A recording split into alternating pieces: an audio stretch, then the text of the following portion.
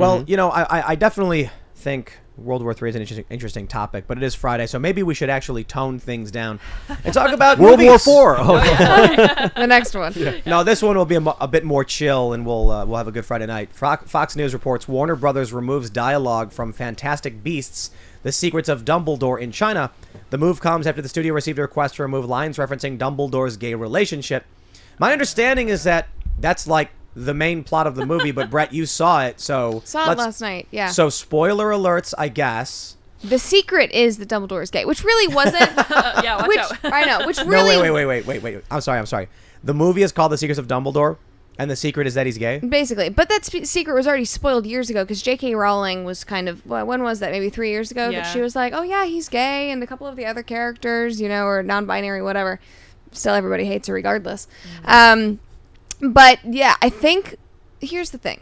I love Harry Potter. The movie was mediocre. It was subpar. And there were, 3 kind of gay points throughout it. It started off with some, and there were some, innuendos in, the middle part. And then at the end, you see Dumbledore and Grindelwald kind of, have their moment of, who will I love now? Kissing, or? No, they're just, they're fighting, but because they are connected, because... I forget what happened in the first one, but they were blood is connected because they were lovers or something like that. They technically can't destroy each other. But that's crazy. Yeah. Because in Harry Potter, there's how is it that no one who ever once loved another person ever fought until now? Yeah. You'd have to imagine that would come up quite a bit. Mm-hmm. It's that's my ex. I can't fight her because, It reminded me of the same thing when Voldemort and Harry are fighting and the wands combust, fuse, that kind of thing. It was that story. It was a similar vibe. I don't know exactly what lines they removed obviously because I didn't watch the Chinese version, but doesn't that make the movie not work if they remove that from the movie? I feel I don't know what the other secret would be. It was what would the whole plot be? It was just kind of taking down Grindelwald, but there really was nothing going on. They add one scene at the end where after the movie ends, they're but wait, what was the secret Dumbledore? Yeah. And then he pulls up his underwear and it's got roses. He's I'm wearing rose underwear. And they're oh, that's the secret. Love it. Yeah. I guess there was another, because Dumbledore's brother is in it, so there is another Dumbledore, and he kind of has a storyline where there is a secret that's not gay. So I technically think if you remove that, there is another secret Dumbledore. They were referring to the non main character Dumbledore. Yes. The ancillary character Dumbledore in the title of the film. One of the things you mentioned that really bugs me is, I think Star Wars did it. They ripped off the Star Wars Episode 4, the first Star Wars ever made, with the, what was it, Episode 7, 8, 9? It was 7. I think they just redid the story, but in a different form. It was a shot-for-shot remake, basically. So The Force Awakens is a New Hope. Did it feel like they did that with Harry Potter? Was it different enough? It was different enough. It was not as good. The magic was fantastic, though. I mean, it's interesting going back and watching the original movies, and it's I remember growing up being oh, this is so epic, and it's oh, well, it's kind of campy now. That's what I was wondering. Did that secret make it to oh, you kind of broke the fourth wall? This is too much about this world, not enough about that world. You could definitely tell. One thing that I learned was that this, I'm pretty sure people can correct me if I'm wrong, this was the first Harry Potter film that was produced by Hollywood rather than British filmmakers. And I don't know, I mean, you could tell there was something about it that I was just it didn't feel right. It didn't feel like it really sat in the universe. Maybe that was it, but it was kind of like the last Matrix. What if they just, so J.K. Rowling's been doing these screenplays, and the books she wrote were fantastic. I love the Harry Potter series. Seems like these screenplays are just the worst trash I've ever seen, and just terrible movies. Is she writing the screenplays? I'm pretty sure she wrote the screenplays. Yeah. It wouldn't be funny if they just they announced the new series, and it's effectively like Star Wars, a shot-for-shot remake of the Sorcerer's Stone or whatever. But at the end, it's the secret isn't the Sorcerer's Stone. It's just some woke trash about the character was actually a white supremacist. Did you see the new Lord of the Rings movie on? I think it's on Amazon. And it's a series, right? Yeah, the series. And I saw a screenshot showed 170,000 downvotes and 10,000 upvotes or something. And all these people comment on it. The video's on YouTube, and it's a quote from J.R.R. Tolkien that says, "Evil can never create anything new. It can only twist and destroy what's already been created by good." That's interesting. The book The Master Switch goes into what Hollywood has been doing lately. You notice that almost everything's a remake. Yeah. it's this algorithm that's saying we know how to predict how continually making Spider-Man, continually making Batman and Wolverine and all that stuff, we know how to predict that. And I think that's also going to dovetail into these, like, did you guys see, what was that, Ready Player One? No. Okay. Yeah. Well, Yeah, there was that racing game where there's Godzilla, and I think there's also King Kong. They're going to immortalize these, like, archetypal characters in these games to live forever. So they become, like, almost like these fictitious gods and goddesses from the movies. And I would just want to say one thing, like Voldemort you mentioned. The two other names that are like in Russian similar to that is Vladimir and like Voldemir. And so, like, I keep hearing that relation between Vladimir and Voldemort. So that was anti-Russian propaganda. I have no idea. J.K. Rowling, what did you do? You The new Start Superman trending is tomorrow gay. morning. Is that Really? right? It's like the Who is? son of Superman, but he's a bi, I think. They were talking about doing that with James Bond, I think. No, they were gonna do a non-binary. The producer was like, yeah, they were like, oh, we're not ruling out that Bond could be a non-binary. Dude, I whatever. legit would love to make short films that, you know, in no way disparage anybody, but just make the point where it's like, we take James Bond, we do an action scene, and then in the end, the bad guy goes, James, are you gay? And he goes, yes, and that's the end of it. And it's like, not, you know, and I don't say that to. This is not a critique of the LGBTQ community. It's a critique of Hollywood. Just like to predict how they would play these movies out, how they would do character development, instead of being like, here's what I like. I like it when there's character development, and you understand the character or you relate to a certain emotion. What I don't like is when they're just like, Dumbledore's gay. Ooh, whoa, whoa. It's like, okay, look, you know, if Dumbledore as part of the plot was in love with a guy, I'd be like, oh, okay, like, show me the motivation, help me understand it. If the secret of the movie is literally that Dumbledore likes men, and they've been hammering this point, I'm just like, guys, you didn't make a movie, just make a commercial where it ends with Dumbledore saying he's gay. A social point rather than good writing. I was going to say, so from the back side of it, because I was an actor for 10 years, and then while I was in college, my whole plan had been to then go into production and be a producer, and that's what I wanted to do. So I was working at an Academy Award winning production company. It was an indie company, and what I loved about it was that they only produced deeply character driven narratives, brilliant stories. And during BLM, I was working with them around COVID as well. Everything swapped. And instead of, I was on the development team, so part of my job was reading every single script submission that we would get and breaking it down.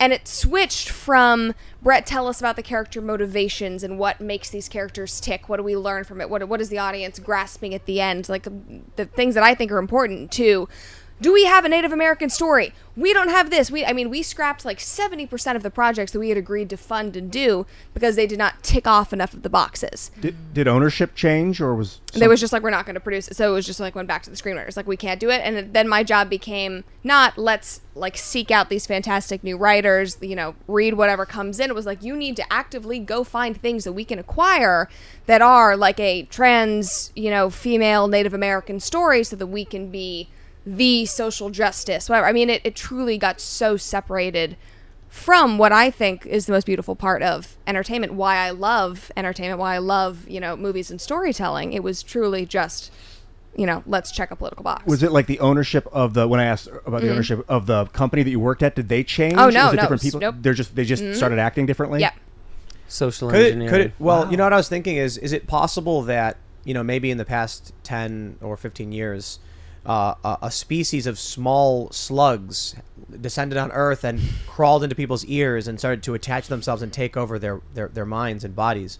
Is that one way it may have happened? Yeah. What are those? 100%. What are those little say space bears 100%. called? Those Yerks. little- Water bears. Yeah, water bears. You guys ever read Animorphs? No. No. That when I was a kid, and I think they're called Yerks. I wonder little if brain slugs take over your brain. this kind of came up with Ben Shapiro. He was on the show a couple days ago. We did an afternoon show that's going to be on Timcast.com. I think on Sunday. No, it's gonna be on. We'll put it on YouTube. Okay, on cool. Sunday. Yeah, and we were talking about just basically facts and how come sometimes you just can't convince people of things. And I think when someone's really agitated, when someone's really emotionally calm, facts speak volumes. It's easy to pay attention and change your mind and, change your thoughts. When you're agitated and crazy, almost nothing can make you stabilize. Like, no matter what comes up, it doesn't matter because you're freaking out. And if like this Wi-Fi is freaking, if all this energy that we're pouring through the air is like causing people to go nuts, haywire, I don't know the word. And so they're not able to stay cool when things like you were saying, social engineering, when things like BLM, and it may even have contributed to the rise of these social movements, but I think that's more like a CCP long war game, but that it's just overly impacting people because of the environment. And that's why it's when people say, oh, we just need to, like, how do you convince people of, how do you red pill them, whatever. It's like, just speak the truth. It's like, you can't just do that. Like, we can, talk about facts all day long, but if you are not meeting people on their own turf, if you're not, doing what Daily Wire does and creating culture, what Timcast does, all of this, if you are not, communicating with them in a way that is relatable and tangible and engaging and, is taking into account emotions, especially with the younger generations where we are, all hell is breaking loose at all time. Like, you cannot just convince people with facts alone. It has to be. It's not possible. When you were growing up, did it feel like all hell was breaking loose when you were younger too? Not at all, but I was in a very, I don't know, not contained environment, but I just didn't. So I didn't go to public school. I was homeschooled for my entire life. Yeah, that's great. I went to public school for 3 years. I did kindergarten, first grade, maybe second grade, and then I did my freshman year of high school, and I was like, this place is awful, and I left. So as a result, I was not in the midst of all of that. I saw it when I got to college and while I was working in Hollywood, but I think I was so, focused on my own internal whatever that it just didn't even faze me. I wanted to go back to your point you said about, facts and convincing people. I actually think that facts typically play a small role. Yeah. And it's almost always emotion. Yes. So you want to make someone feel something. When I was when I worked in fundraising for nonprofits, it's all emotion. If you go to someone and you'd say, hi, I'd like to give you some facts about this catastrophe we're facing. Did you know that every day we do X, Y, and Z? And this is where they're going to be like, yeah, okay, thanks, have a nice day. No, you've got to, they say the first thing is create a sense of urgency. That's right. You have to convince them something is imperiled now. You can't just tell them the truth. You have to create. Yep. They would say create a sense of urgency. And you have to make them personally invested in it. You have to make them, there's several ways you can do it. There's things like, if we're going to talk about a faraway land, we have to make you to blame. Because why would you care about a faraway land? Oh, because it's your fault. If we're going to talk about an issue that does affect you, then you're the victim here, and you've got to help fight back. Like we got to hold these people accountable. There's always a way to emotionally trigger someone, either through a demand for justice or through guilt. There's an emotion you're trying to target to make them take a certain action. I hated that industry. It's That's what I was doing before this. A little. This was what I was doing this summer. Was doing like copywriting and what is it called? I forget. I worked for an organization and did it, but where you're writing, the Copy for pages. Yep, and fundraising letters and all of that stuff. Like there is basically a blueprint that you follow to get boomers to donate money to you. And these blueprints are typically they're formulaic. They're typically trash, but the formula is right. They just what they do is they know the formula. There's actually a step-by-step process. So these companies will give you a sheet, and it'll give you 5 boxes, and it'll explain what each box needs to do, and then you write in those boxes, how would you convey the idea? So it says like 1, introduction, 2, sense of urgency, 3, problem, 4, solution, 5, pitch. And then you're like, they say, follow this formula, write it out. A lot of companies will pre-write these things, hoping that if they hire 100 people, give them the script, 20 of them make it, the rest get fired a week later. And so, I always thought those were trash because people don't, like, you'll see them on the street, like, hi, how are you doing? I'm so-and-so working with such and such. We have a huge problem, blah, blah, blah. It's all boring and formulaic. If you know how to read people, how they move, how they act, then this job becomes insanely easy, but it is almost always an emotional argument. You're either trying to convince them that you're cool and right and they should be on your side, trying to convince them that they should be guilty for being at fault for contributing to this, or that someone is screwing them over. You're never just saying, do you care about the environment? Yes. What's the most concerning thing to you? One of the problems we're fighting is deforestation. Are you concerned about the removal of trees in large numbers? People will be like, I'm sorry, I don't have time for this, and they'll leave. But if you say something like, when you go and do X, Y, or Z, you are destroying every step of the way. I know you don't mean to do it. None of us do. But don't you think that you should, help clean it up a little bit? Of course you should. I know you're a good person. Right. You're not the kind of person who's going to make a mess at someone's house and leave it there, would you? Of course not. Okay, credit card, please. I wonder, and Ben, again, I ask you because you're one of my favorite people on earth. No, I'm just kidding. You're very intelligent. Just kidding. Actually, No, you are my favorite. I don't play favorites. I'm talking about the past. Is there like some historiological, reason that we're so tuned into emotion?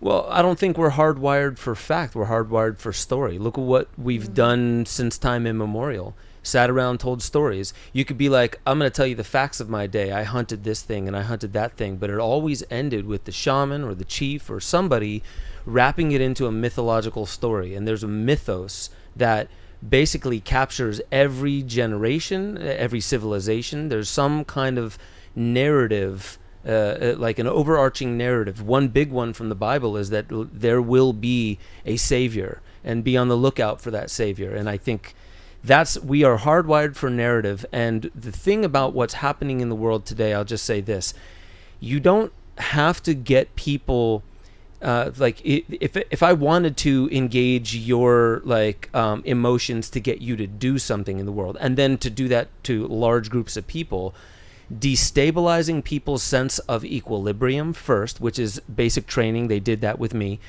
You get the people into a state of stress. It destabilizes their default mode network. It almost puts them into a psychedelic suggestible like state. And then what seems to be the context, things that I'm not making you do, but I'm kind of filling in the blanks of what's happening contextually, will create a worldview where like, oh shit, because of everything you just said, I realize what I have to do. And that's setting up the set and setting, destabilizing you and suggesting and planting seeds, not being overt and on the nose. Let's just going off what you said. This is what I thought of. Let me tell you about the hunt I went on. So I went out into the woods. I had my rifle with me. There were some issues. We saw the buck. I lined it up. We got it. It was great. Big guy. Let's try another version. So there I was. I'm walking through this mud. I see the beast. Massive. Dim the lights. I get my rifle ready. I'm jammed. It notices me. I take the shot. We got it. We go over there. This thing was magnificent, beautiful, the biggest you've ever seen. Oh, which would people prefer to hear? Oh, right? the second one was right. You're driving emotion. You're fantastic. trying to create a sense of what's happening. So storytelling. I think about these. We play D&D or Magic the Gathering or whatever, and you've got these games based on goblins, and I'm like, you know why there are stories about goblins? Because some guy went to go sell beans at the market. And while he's walking through the woods, he comes across some ugly dude who's yelling about something or other. And he's like, everybody's always coming here and messing things up. This is my road. I've been working on it. It's like, get out of here, dude. And he walks away. When he goes back home, he doesn't say some guy yelled at me. He goes, so I'm walking through the woods, and a vile creature emerged with a crooked nose and pointed ears, and he snarls. And I'm like, back, beast! And I draw my blade. And so people tell these stories, someone writes it down and draws pictures, and they're like, wow. And then we imagine these vicious monsters and these giant, there I was fighting the dragon, and it's like a small lizard. Homo florensis, that hominid, I think those are maybe where the fantasy goblins come from, those little small humans. Mm-hmm. And they were, I think, they historically would eat human children. Like they would steal them. They found some new ones a couple of years ago. They would 2019. steal Those are the most children? recent ones they found. Whoa. Yeah, this is what I've heard. There's also they found new mythological stories of small people like the Menehune in Hawaii, that and also like many of the islands that apparently built all the structures before the regular stature people would get there. There's stories of little people and giants everywhere. Oh, yeah, Native Americans had a lot of Denisovans, stories. I think they're called, the giants. Right, but like cannibalistic giants, Native Americans from Pennsylvania all the way down to Tennessee, actually. Say that there's cannibalistic giants? Giants, yep. Like, are they weird, large humans that are kind of naked and can all be killed by slicing the nape of their neck? No, Do but you know go what I was- on. Did you know what I was referencing? No. You left. Oh, it's Attack on Titan. Oh, okay. Yeah, but you left, and I was like, "Are you familiar?" All the guys in the chat are gonna be like, "Oh," but I guess not. So, guys, calm down. I also think you have a good voice for story. You should you should Get do into some voiceover like that. At some Oh point. yeah, Let's do some audiobooks. I'm Dr. Fauci in Freedom Tunes. Yeah. I love it. But now that Fauci's out of the news cycle, I'm out of work, man. Yeah, Well, I think this is a great opportunity for you to start storytelling again. Well, I asked Seamus if he would let me voice Nancy Pelosi on his show, and I don't think he wants to. but she talks like this, like her mouth is falling from her face. I think Donald Trump. I definitely go over the top with it on purpose because That's what we have to do. I don't like her. Okay, so maybe we are in the psychological world. I think it's a storytelling era where, and you're an actor. I was an actor. Ben, I mean, you're a performer. I went through acting classes mainly to learn how to write. Yeah. Tim, creator, performer. Yeah, but I was just gonna say, like, I growing up as an actor, I would get a lot of crap, especially from like family members who were like, "You're too smart to be, being in entertainment, doing whatever." Everything that we're saying that we are, that humanity is inherently, narrative based. I mean, everything we learn from stories. That's why, we spend however many hours of our week, consuming movies and television shows. Everything that we learn is subconsciously, coming from the stories that we are watching. And it's so important. And so it always disappointed me when people were going, well, why are you doing that? It's like, well, I feel like this is the most important work that I could be doing if I'm, leveraging my craft basically in a way that is meaningful and that I think is aligned with my values. There's nothing better, because that's the way that people learn. That's the way that you change minds. That's why it's like, I don't not want to give up on Hollywood, but not want to give up on entertainment and the power that it holds. Thanks for checking out this segment from the Timcast IRL podcast. If you want to watch live, you can check out this channel Monday through Friday at 8 p.m. And don't forget to smash that like button, subscribe to this channel, and if you want more unfiltered and uncensored content with all of these guests, go to timcast.com and become a member. All of these guests you know and love in exclusive segments on our website where we are unrestricted in what we talk about, so you'll definitely not want to miss it. Thanks for hanging out. We'll see you all next time.